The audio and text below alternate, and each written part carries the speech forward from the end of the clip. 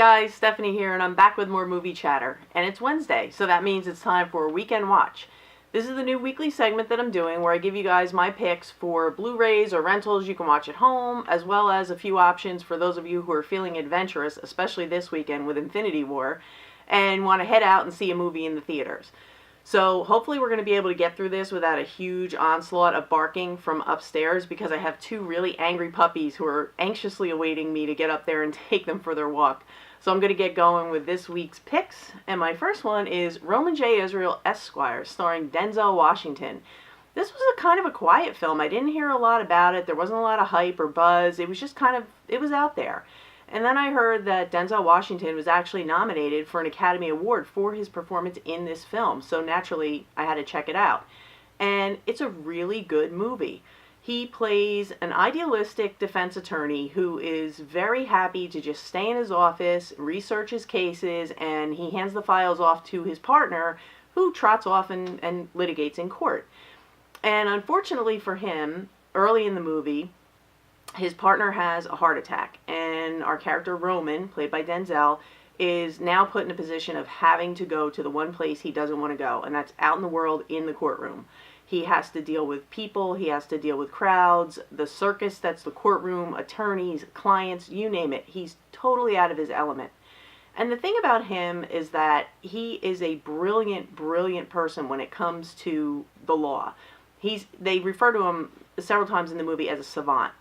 But the problem is he lacks the social skills and the social graces to navigate the modern world. He's just totally out of touch. His life is a time capsule. He's wearing ill-fitting clothes that look like they're from 30 years ago. He doesn't use a cell phone. He doesn't use a computer. He doesn't email. When people ask how to get a hold of him, he hands them his address and says, "Drop me a letter in the mail." He doesn't even use a car. He walks everywhere. So he's totally ill-equipped to deal with modern life. And the more he has to be out in the world and navigate different situations, the more he starts to realize that who he is may not be a good fit for the world he's now put in. And you start to see that idealism that we saw so strong and so passionately in the beginning. It kind of fades away a little bit. And I'm kind of going to leave you with that, because the rest of the plot, I don't want to give anything away, but basically, he's forced to make different choices every time he comes to a crossroads, and it really challenges who he is as a person. And it kind of is a little bit of a character study movie, but it's so well done, and the plot's interesting.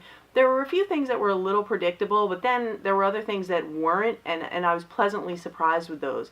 And I can leave you with this: if you don't watch this for anything else but Denzel Washington's performance, you are going to be totally, totally satisfied, because he is brilliant. I just remember sitting there thinking, the script, the writing is amazing. And I just kept thinking, how the hell does he memorize all this stuff? Because he's fabulous. He's always great, but this is like a whole new level. So definitely give this one a look. And maybe you want to rent it, because it's kind of one of those films that there's not a lot of rewatchability. Even though the dialogue is great, once the plot is revealed, you know the story. So maybe rent it and then make your decision based on that. But yeah, definitely, either way, watch this one. It's a good one.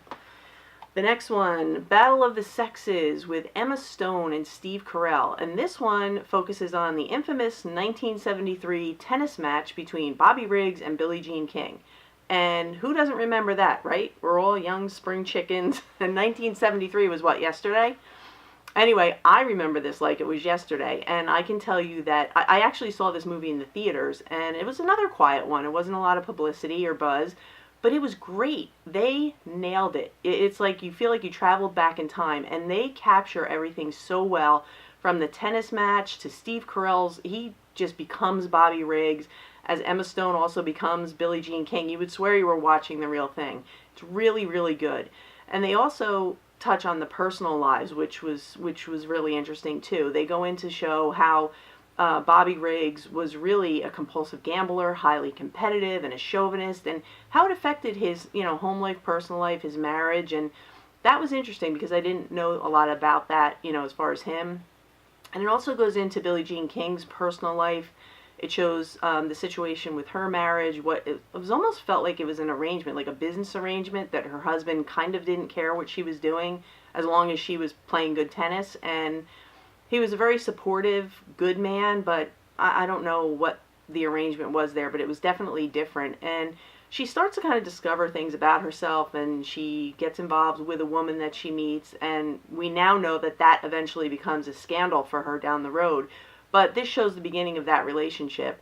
And it also shows what a trailblazer Billie Jean King was for women's tennis, and how hard she worked for her peers and for women's tennis to get them the recognition and the money that they deserve for what they were doing. And she really is a woman who was ahead of her times, but she continues to this day to champion on for what she believes in, and she really is, she's a pioneer, and this movie is really, really good. Two things I would have liked to have seen is, on the Blu-ray, I would have liked to have seen more extras, because there's not a lot of extras. I would have liked to have seen more footage of the actual match. And even in the end roll credits, I would have liked to have seen some sort of acknowledgement about the fact that Bobby Riggs and Billie Jean King actually stayed friends until the day Bobby Riggs died. And that was something I didn't know. I didn't know it until I actually researched the film. But I would have liked to have seen, you know, them make mention of that, because that was really eye-opening to me. But yeah, this is a really good one, and if you remember this match, you're really going to enjoy it. It's really well done. So yeah, definitely check this one out. And the last one I have for home viewing this week is Foreigner with Jackie Chan. The Foreigner, I'm sorry, with Jackie Chan. Now, I'm not always a huge Jackie Chan fan, but when his films are done well, they're done really well. And this one is really, really great. Jackie Chan is in top form. There's not a lot of hokey CGI. It's a really, really good movie. And the premise is, he is a gentleman who has only one family member left. It's his teenage daughter, and she is killed in a terrorist attack. So he is a man who is absolutely devastated. He's heartbroken, and he's also angry. He wants to know who killed his daughter, who's responsible for this bombing. And the rest of the movie is him hunting down the people who killed his daughter, and that's all I need to say. Pierce Brosnan's in the movie, and he's kind of an a-hole, but it's really good. The plot's really good, the story's good. It's not just a bunch of action sequences. There's a real good story to it. And I can tell you, after watching this, I would never want Jackie Chan hunting me down, ever. Anyway, this is another one you might want to buy it, because I think there's rewatchability in this one. I know I'll definitely watch it again. But yeah, definitely check out The Foreigner. It's a good one. Now, that's my picks for home viewing, and on to the theater. If you are like me and you didn't get tickets for Infinity War because you didn't want to deal with the chaos of a full theater, here's a couple other options for you if you don't go that route. There's a little film called Blockers. And what it is it's a comedy, and a bunch of parents find out that their kids are going to lose their virginity on prom night, and they decide to cock block them. So, I don't know. I haven't seen it. The trailer looked kind of funny.